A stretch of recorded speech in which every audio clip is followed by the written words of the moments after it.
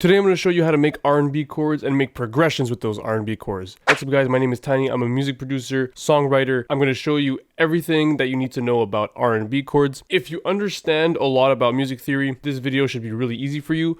If not, then I'll try to explain everything in detail, and with Ableton's automatic scale, I think you'll be able to understand everything at the end of this video. So the first thing I'm going to do is put on my headphones, and we're going to get right into making some chords. So the first thing we're going to do is make a MIDI section where I highlight right here, make one there, and then we have this entire space to work with. So for R&B chords, we're going to construct them first with normal like triads or just fifths. So let me first pull up the scale. We're gonna make this song in A minor. Okay, so it's all the white notes, and let's turn on the scale here. So as you can see, everything is highlighted. All the notes that we could use are highlighted. This should be fairly easy, right? So if you don't understand what A minor is, it's a scale and it just tells us all the notes that we could use. If we use any of these notes with the white notes here, it won't sound good. So that's all you need to know if you don't know anything about music theory. But from there, we can continue on and make some chords. So the first chord I'm going to put is just a simple A minor. So let's just make one here. Let's go up an octave and make another A minor here. So the typical A minor would just be these three notes, but I decided to add a little bass note to make it sound kind of more juicy, right? We can even go lower. So let's see what it sounds like.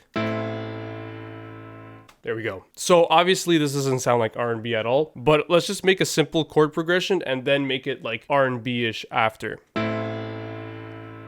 So I think I'm gonna go with a G major. So you see how I transposed it to G, and this note is not within the scale. It's because it's G minor, but I'm gonna make it G major by putting it to B. All right, we're gonna go with the F major.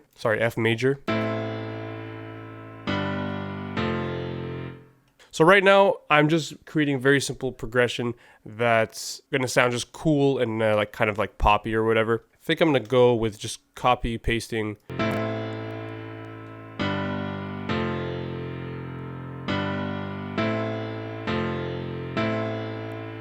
Very simple. It's two chords. As you can see, all the notes are now still within the scale, right? I just copy pasted the same chords, reordered them at the end, and we have a chord progression. Fairly simple, right? So the next thing we're going to do is go up two notes above the last note of the scale. So for example, A minor, we're going to go to the G. Basically going to be like the note before the next A. So what we're doing is we're creating seventh chords instead of fifths. So here, this is G major, we're putting an F right before G, right? And then for F major, we're going to put an E. Make sense? Before F. So we're going to do this for every single one of them, and we should have a nice R&B chord. Sort of. You'll see.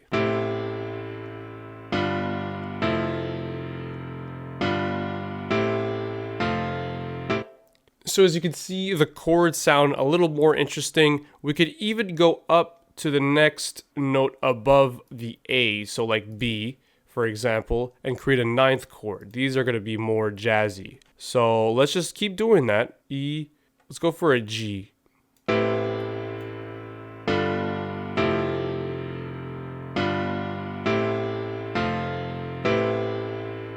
See, the chords are sounding more interesting now a little bit. So to make it sound super like jazzy and R&B-ish, we have to take down the velocity now.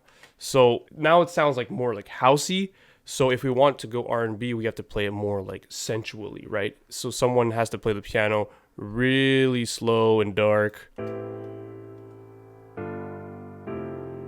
Right? There you go. So I took down the velocity from 100 to, what is it? Like around 35. We can go a bit higher. 40.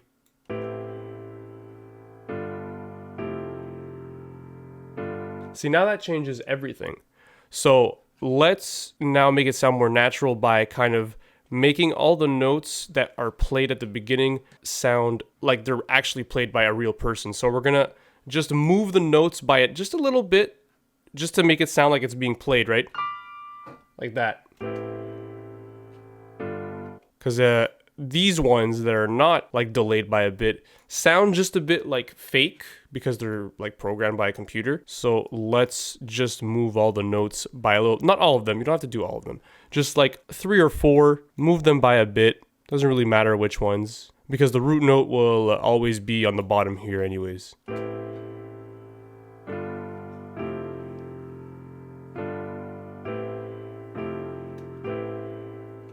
Alright, so for the next thing, what we're going to do is now we're going to invert the chords. So this is a very simple trick that a lot of people use to make the 7th chord sound very interesting, because it creates like kind of like a dissonance, but not really. It just makes it sound like very gritty. And in R&B, they do this especially, and in house as well. So let's take the top notes and just transpose them. So bring them down by an octave, transpose them by 12 semitones. So we bring them down. Now look at all the chords. They're played right next to each other. So this is going to make it sound very interesting now.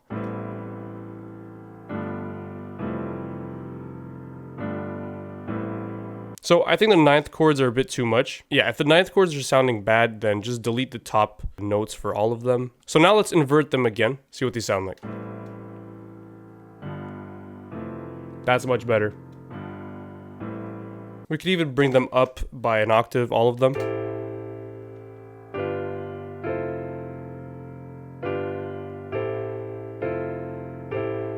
So from here, that's where you could start doing like crazy melodies, right? So let's just take this one note, copy it here, and move within the scale. So we're just gonna place random notes. So now our chord progression is done. Now I'm just gonna make a melody out of it, and it's gonna sound cool pretty much no matter what I do. But if you have a specific melody in mind, then you should do like pretty much whatever you want. So look, see? As long as you're within the scale, it's going to sound good. So there you go, guys. You have an R&B chord progression. You can create all kinds of 7th and 9th chords within the same scale. You could use D minor, G sharp minor, whatever you want. That's my tips for you guys today. If you want to check out my music in the description down below, you can. If you want me to mix and master your music, I can as well. It's in the description down below as well. Subscribe for more music production content like this. My name is Tiny, and as always, I'm signing out. Tiny, why'd you have to do